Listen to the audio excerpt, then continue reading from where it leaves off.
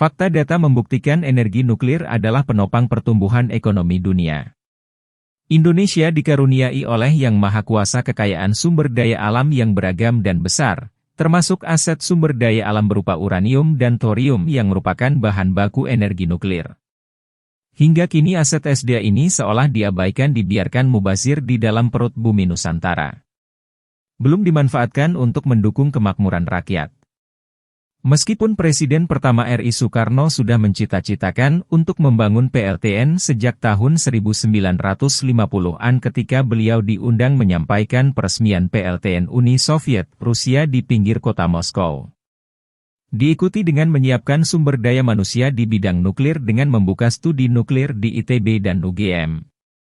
Juga sudah disiapkan kelembagaannya dengan membentuk Badan Tenaga Atom Nasional.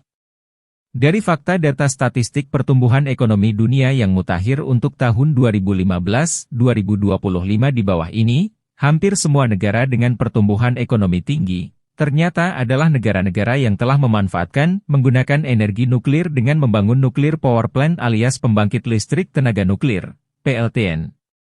Mengapa hal ini bisa terjadi? Karena sifat dari energi nuklir selain merupakan energi bersih yang bebas dari emisi karbon CO2 dan bebas polutan NOx, SOx dan debu. Juga secara alamiah energi nuklir bersifat non-intermittent, artinya listrik yang dihasilkan dari energi nuklir bisa menyala non-stop 24 jam. Sehingga bisa menjamin industri dan kegiatan bisnis beroperasi 24 jam non-stop secara efisien.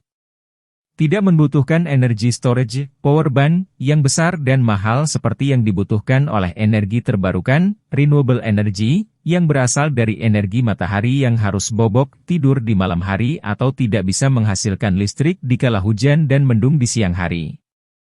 Juga seperti listrik dari energi angin yang listriknya mati melulu karena anginnya bertiup angin-anginan.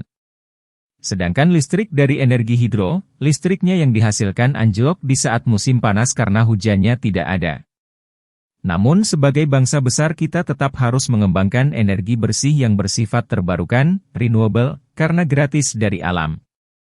Untuk itu kita sebagai alumni Komisi 7 DPR RI periode 2014-2019, kita himbau ke pemerintahan Presiden Prabowo Subianto dan DPR RI saat ini untuk 1. Segera mengesahkan rancangan Undang-Undang EBT yang sudah dibahas di DPR RI Komisi 7 sejak tahun 2014. 2. Segera proklamirkan lahirnya industri nuklir hulu hilir di tanah air.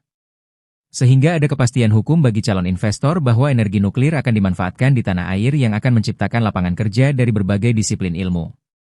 Memanfaatkan aset SDA uranium dan thorium yang ada di tanah air, tidak tergantung dari impor di sisi hulu. Diikuti dengan membangun PLTN secara terencana dan berkelanjutan di sisi hilir. Memanfaatkan kemajuan teknologi PLTN mutakhir yang lebih aman dengan biaya produksi listrik, Levelized Cost of Electricity, LCOE, yang lebih murah. Hal ini akan mengurangi subsidi listrik nasional secara signifikan.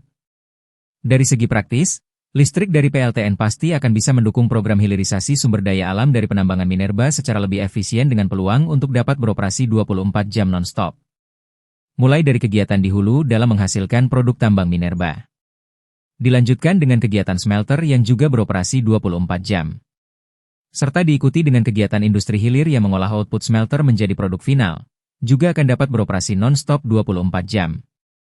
Lokasi smelter dan industri hilirnya perlu direncanakan untuk berada di satu lokasi dengan lokasi penambang minerba yang di hulu. Sehingga masyarakat di daerah penghasil tambang secara otomatis akan memperoleh manfaat yang selama ini sering dikeluhkan oleh daerah penghasil tambang. Selain tentunya pertumbuhan ekonomi nasional bisa tumbuh di atas 8% hingga tumbuh double digit, yang akan mempercepat dan memastikan Indonesia menjadi negara industri maju berpendapatan tinggi. Dr. Kurtubi, Ketua Kaukus Nuklir Parlemen 2014-2019. Alumnus FEUI, IFP dan CSM. Mantan pengajar ekonomi energi pasca sarjana FEUI dan Universitas Paramadina.